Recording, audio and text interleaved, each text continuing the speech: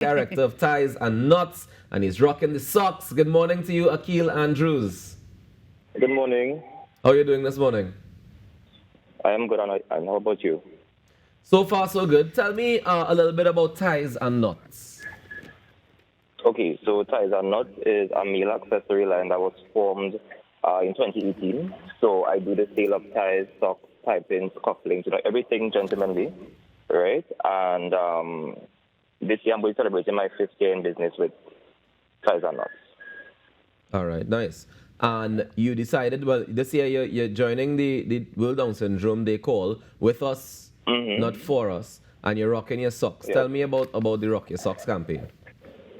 All right. So this is a campaign that I would have started in 2019, which is 1 year after I would have started my business, right? Because it was only natural. It's a natural progression because, I do the sale of stocks as a part of the meal accessory line that I have. And in 2020, I decided to partner with the Peters Family Foundation, which is an NGO in Tobago that, assists underprivileged families with, you know, um, with kids with Down syndrome and autism and all that kind of stuff.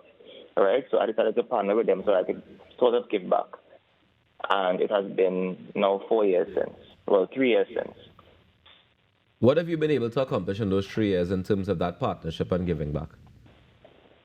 Well, beside financially, I have been able to learn a lot of self growth and development because when you deal with kids with Down syndrome, you realize that okay, we limit them, especially in Trinidad and Tobago, because they have immense amount of potential, right? And I would honestly say that it would have honestly changed my perspective on my life, on how I view things, etc. Right? So I've been able to really achieve, linking with them and being able to see how their lives operate on a day-to-day basis.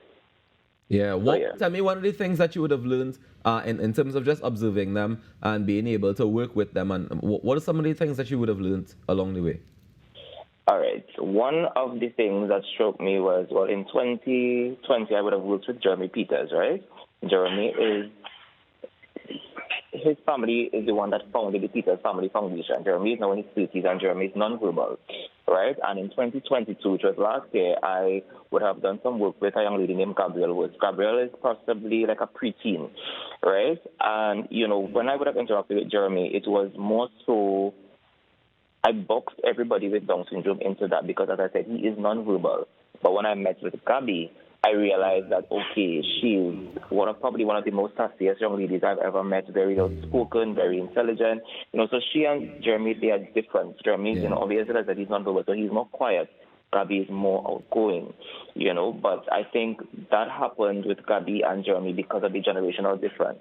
Because at the time when he was born, obviously, that was in the 90s, things were a bit different, whereas now we have more information that is available, of course, via the World Wide Web and, much more availability with schools and inclusivity, etc. So, yeah.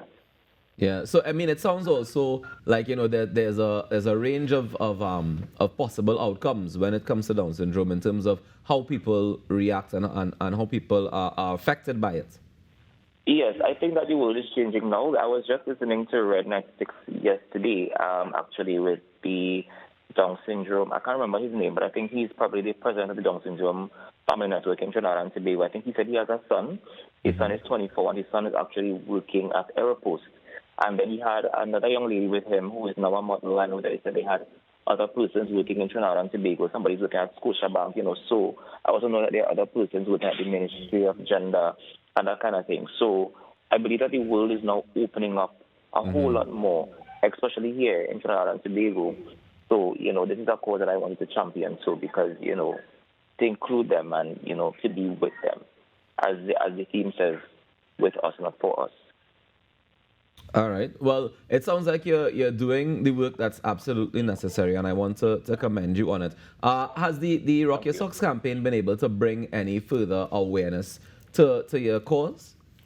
Definitely, because what I would have done in previous years is, in addition to selling this talk, I would share, tidbits on my page, on my social media pages, about Down syndrome.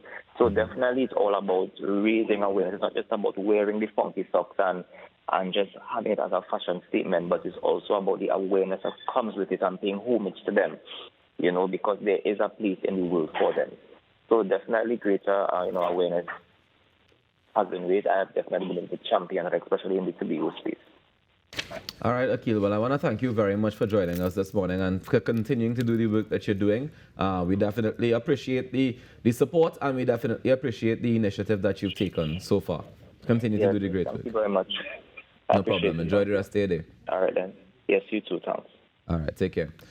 All right, ladies and gentlemen, that's Akil Andrews. He's the managing director of Ties and Knots, and he's rocking his socks this year, 2023. Again, he started since 2019 and continuing the conversation, continuing the discourse, continuing the awareness. And we're going to continue to do so as well this morning here on the Now Morning Show. We take a quick break, and when we come back, we have your birthday shout, so stay tuned.